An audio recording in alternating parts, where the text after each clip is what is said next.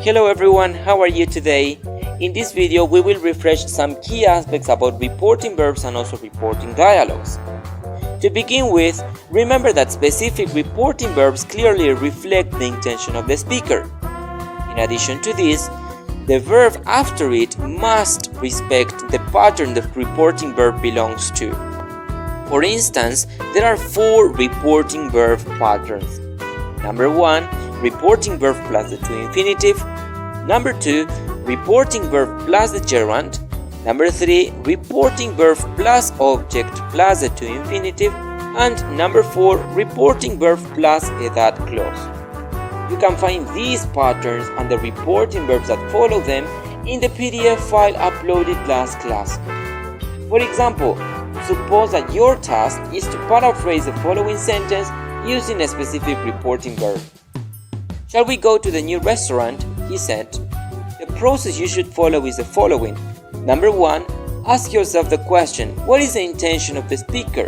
In this case, the speaker is making a suggestion.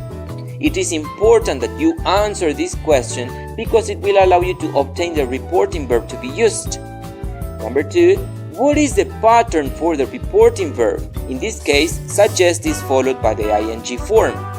And finally, number 3, what did the speaker suggest? In this case, going to the restaurant.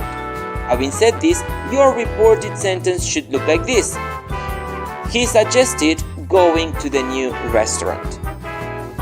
Do not forget at this point that in paraphrasing exercises, the objective is to replace the general say or tell for a specific reporting verb. The specific reporting verb always comes in the past simple form, and it needs to be followed by the main verb that respects a pattern. Only that clauses follow the rules of backshift. Have a look at the following example. If you walk near the edge, you will fall, she said. Following the previous model, the intention of the speaker is to warn. The pattern for warn is either warn plus to infinitive or warn plus a that clause. And in this case, we have two answers for the question, what did the speaker warn? We may say she warned not to walk, or she warned that I would fall. Having said this, our reported sentences should look like this.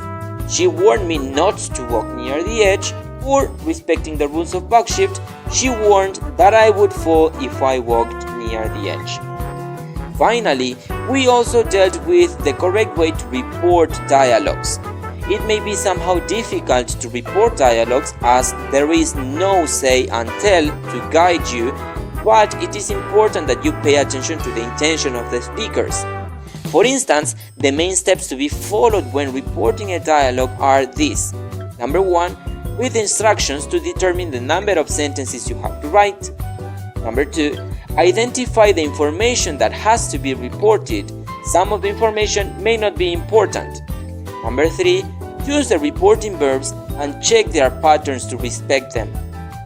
Finally, in number 4, write the sentences in the correct order. Having said this, a study guide will be uploaded containing this information. This is the end of our class. I will see you on Thursday to discuss this and also to discuss about your conditional exercises. Have a nice day!